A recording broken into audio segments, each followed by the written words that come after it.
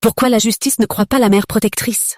C'est une histoire que trop de mères connaissent. Elles se battent pour protéger leurs enfants d'un père violent ou manipulateur, mais se retrouvent face à un mur d'incrédulité.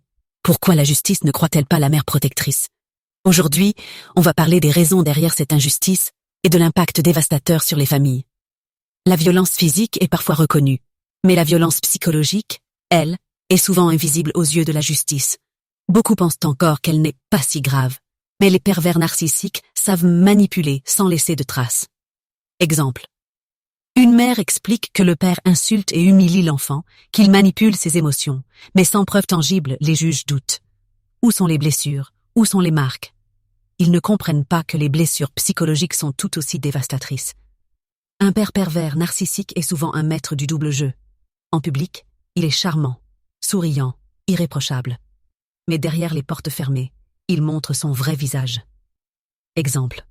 Devant le juge, il dit « Je suis un père aimant, je veux le meilleur pour mes enfants. » Et parce qu'il paraît calme et rationnel, la mère, épuisée par les abus et parfois émotive, est perçue comme instable ou excessive. Un pervers narcissique retourne souvent la situation contre la mère.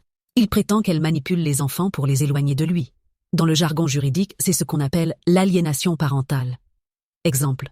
Une mère alerte sur les comportements toxiques du père.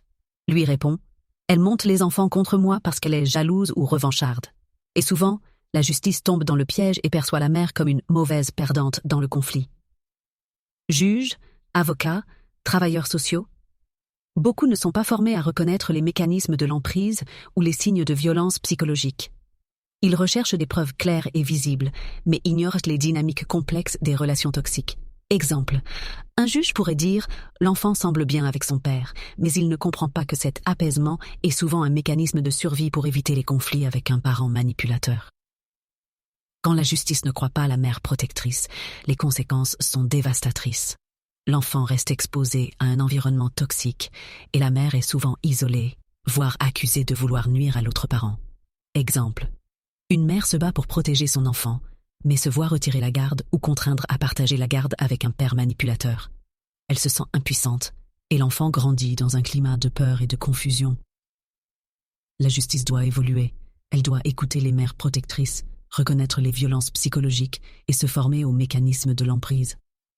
Chaque enfant a droit à une enfance protégée, et chaque mère a le droit d'être entendue. Si tu vis cette injustice, sache que tu n'es pas seul. Continue de te battre, cherche des soutiens, et rappelle-toi, tu es la voix de ton enfant. Sauvons nos enfants.